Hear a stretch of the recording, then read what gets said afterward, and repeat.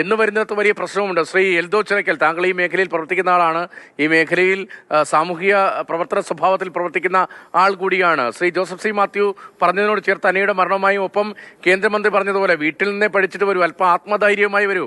അങ്ങനെ ആത്മധൈര്യമായി വന്ന് അതിർത്തിയിൽ യുദ്ധം ചെയ്യാനൊന്നും അല്ലല്ലോ ഈ ജോലിക്ക് വരുന്നത്. എന്നാൽ മാത്രമേ പിടിച്ചു നിൽക്കാൻ കഴിയൂ എന്ന സ്ഥിതിയാണോ? ഞാൻ ആദ്യം പറയാം, കഴിഞ്ഞ ദിവസങ്ങളിൽ, കഴിഞ്ഞ ഒരാഴ്ചയോളമായിട്ട് നടക്കുന്ന ചർച്ചകളിൽ ഒരു കാര്യം വ്യക്തമാണ്. ഇന്ത്യയിൽ ഇവിടെ ഒരു ടോക്സിക് വർക്ക് കൾച്ചർ ഉണ്ട്. വർക്ക് സ്ട്രെസ് എന്നതൊരു യാഥാർത്ഥ്യമാണ്. അത് നാം മനസ്സിലാക്കി കഴിഞ്ഞു. ബഹുമാനപ്പെട്ട മന്ത്രിയുടെ പരാമർശത്തോടെ എനിക്ക് ഒറ്റ കാര്യമേ ചോദിക്കാനുള്ളൂ. ഒന്ന്, ഇന്ത്യയിൽ ഏറ്റവും കൂടുതൽ ടാക്സ് അടയ്ക്കുന്ന ഒരു വിഭാഗമാണ് പ്രൊഫഷണൽസ്. ഈ പ്രൊഫഷണൽസ് ഞങ്ങളുടെ ടാക്സ് വേണ്ട എന്ന് വെച്ചിട്ട് മന്ത്രി പറഞ്ഞതുപോലെ വീട്ടിലിരുന്ന് പ്രാർത്ഥിച്ചാൽ ഇവിടുത്തെ ഖജനാവ് നിറയോ? ഇല്ലല്ലോ. അപ്പൊ ഇതാണ് യാഥാർത്ഥ്യം. നമ്മൾ ഓരോ കാര്യവും അതിന്റെ രീതിയിൽ, ആ ഒരു രീതിയിൽ കാണണം, ആ ഒരു സീരിയസ്നെസ്സോടുകൂടി കാണണം. രണ്ടാമത്തെ അവർ പറഞ്ഞൊരു കാര്യമുണ്ട്, വീട്ടിൽ നിന്ന് പഠിക്കണം, സ്ട്രെസ് മാനേജ്മെന്റ്. ഇവിടെ ഇപ്പൊ ഗുരുകുല സമ്പ്രദായത്തിലൊന്നുമല്ല നമ്മുടെ രാജ്യം പോയിക്കൊണ്ടിരിക്കുന്നത്. അതുകൊണ്ട് തന്നെ ഇപ്പോൾ സാറ് പറഞ്ഞതുപോലെ ഒരു പ്രശ്നം ഇവിടെയുണ്ട്. ഇവിടെ നമ്മൾ കഴിഞ്ഞ ഒരു കോർപ്പറേറ്റ് കൾച്ചർ ഒരു 10-20 ഒരു 30 വർഷത്തോളമായിട്ടുണ്ട്. അപ്പോൾ എന്തെങ്കിലും മാറ്റങ്ങൾ വേണമെങ്കിൽ, പ്രത്യേകിച്ച് ജെൻസി എന്നൊരു പുതിയ വിഭാഗം കൂടെയുണ്ട്, അവർക്ക് ഈ മാനസിക സമ്മർദ്ദം താങ്ങാൻ പറ്റുന്നില്ല എന്നുണ്ടെങ്കിൽ ഇതൊരു പഠന വിഷയമാക്കണം, തീർച്ചയായിട്ടും പഠന വിഷയമാക്കണം. അതിന് നമുക്ക് ലേബർ ഡിപ്പാർട്ട്മെന്റ് ഉണ്ട്, നമുക്ക് ഇവിടെ പോളിസീസ് നമുക്ക് എടുക്കാൻ പറ്റും. ഇതൊരു ഡെമോക്രാറ്റിക് കൺട്രിയാണ്. അപ്പോൾ ഇവിടെ പ്രാർത്ഥിച്ചോ അങ്ങനെയുള്ള മറ്റു രീതിയിൽ കൂടി അല്ല തീരുമാനങ്ങൾ ഉണ്ടാകേണ്ടത്, മറിച്ച് സിസ്റ്റം ഇവിടെ ആക്ട് ചെയ്യണം. നമ്മുടെ ഒരു അത്ഭുത രോഗശാന്തി അല്ല നമ്മൾ പ്രതീക്ഷിക്കുന്നത്. ഇങ്ങനെ ഒരു കുട്ടിക്ക് ഇത്രയും കാലം ഈ സ്ട്രെസ് അനുഭവിച്ച് ജോലി ചെയ്യേണ്ടി വന്നു, എന്തുകൊണ്ട് പ്രതികരിക്കുന്നില്ല എന്നൊക്കെ ചില സിനിമയിലെ ഡയലോഗ് ഓർമ്മ വരും. അതിന് സമാനമായ ചോദ്യമാണ് ഈ ഉത്തരവാദിത്തപ്പെട്ട ആളുകളെ ചോദിക്കുന്നത്. ഏണസ്റ്റ് ആൻഡ് ഇന്ത്യ എന്ന കമ്പനി, അവർ പറയുന്നത് വലിയ പുരോഗമനപരമായി ഈ കാലത്തിന്റെ ഡയലോഗൊക്കെ ആണെങ്കിലും ആ കമ്പനി ഇതുവരെ അനങ്ങിയിട്ടില്ല. അവർക്കെതിരെ ഒന്നും പറയാൻ ആരെയും കാണുന്നു പോലുമില്ല.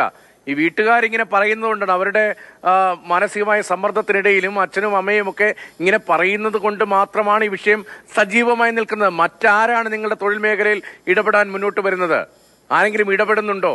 പക്ഷേ ഈ ഉപദേശത്തിനപ്പുറം ഇടപെടൽ വേണ്ടേ? എന്തുകൊണ്ട് അങ്ങനെ ഇടപെടൽ? ഇതൊരു ഇരുമ്പ് മറയ്ക്കുള്ള ഉള്ളിലുള്ള എന്തെങ്കിലുമാണ്. ഈ IT കമ്പനികൾ, വിദേശ ബന്ധമുള്ള കമ്പനികൾ, അവിടെ നിന്ന് പ്രവർത്തിക്കുന്ന കമ്പനികൾ, ഔട്ട്സോഴ്സ് ചെയ്യപ്പെടുന്ന കമ്പനികൾ, വർക്ക് അറ്റ് ഹോം രീതിയിൽ പ്രവർത്തിക്കുന്ന കമ്പനികൾ, ഇതിനൊരു തൊഴിൽ നിയമം ബാധകമല്ലേ?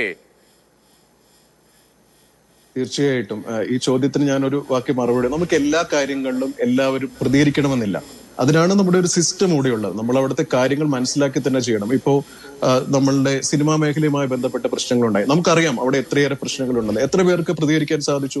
അതുപോലെ തന്നെയാണ് ജോലിയുടെ കാര്യം എടുക്കുമ്പോഴും നമുക്ക് പലരെയും നമ്മൾ അറിയാതെ പേടിക്കും. കാരണം പല രീതിയിലായിരിക്കും. ഇപ്പൊ ജോലി ചെയ്യുന്നവർക്ക് ലോൺ എടുത്ത് അത് അടയ്ക്കാൻ വേണ്ടി ജോലി ചെയ്യുന്നവരുണ്ടാവും. അങ്ങനെ നമുക്ക് ഒരുപാട് ബുദ്ധിമുട്ടുകൾ. നമ്മൾ ജീവിക്കാൻ വേണ്ടിയാണ് ജോലി ചെയ്യുന്നത്, അതല്ലാതെ ജോലി ചെയ്യുന്നതിന് വേണ്ടി അല്ല ജീവിക്കുന്നത്. അതൊരു യാഥാർത്ഥ്യമാണ്. അപ്പൊ അതുകൊണ്ട് തന്നെ എല്ലാവരും പ്രതികരിക്കണമെന്ന വാശിക്കപ്പുറം ഈ ഒരു സമയത്തുണ്ടായിട്ടുള്ള കാര്യങ്ങളിലൂടെ നമുക്ക് കൃത്യമായിട്ട് ഇവിടെ എന്താണ് സംഭവിക്കുന്നതെന്ന് മനസ്സിലായിട്ടുണ്ട്. ഞാൻ വിശ്വസിക്കുന്നതും യാഥാർത്ഥ്യമായിട്ടുള്ള ഒരു കാര്യം, എല്ലാ MNCs പ്രത്യേകിച്ച് ബിഗ് 4 വരുന്ന MNCs അവിടെ എല്ലാം പോളിസീസ് ഉണ്ട്. പിന്നെ അത് എന്തുകൊണ്ട് അത് ഈ പറയുന്ന രീതിയിൽ അതിന്റെ ഒരു ഇമ്പാക്ട് അല്ലെങ്കിൽ അത് നടപ്പാക്കാൻ സാധിച്ചില്ല എന്നുള്ളത് ഒരു വലിയ ക്വസ്റ്റ്യൻ ആണ്. ഇവിടെ പോളിസീസ് ഒന്നും ഇല്ലാത്ത കമ്പനികളല്ല ഇവിടെ വർക്ക് ചെയ്യുന്ന കമ്പനികൾ, ഈ വലിയ കമ്പനികൾ, പ്രത്യേകിച്ച് MNCs. അതിപ്പോ സാറിനും അറിയാം. പക്ഷെ അവിടെ ഒരു മാറ്റം വേണമെങ്കിൽ ഇതാണ് ഒരു യഥാർത്ഥ സമയം. പ്രത്യേകിച്ച് ഈ വിഷയത്തിൽ അന്നയുടെ മാതാപിതാക്കൾ ഓരോ സമയമെടുക്കുന്ന ആ ഒരു അഭിപ്രായങ്ങൾ, അവരുടെ സ്റ്റാൻഡ് വളരെ അഭിനന്ദനാർഹമാണ്.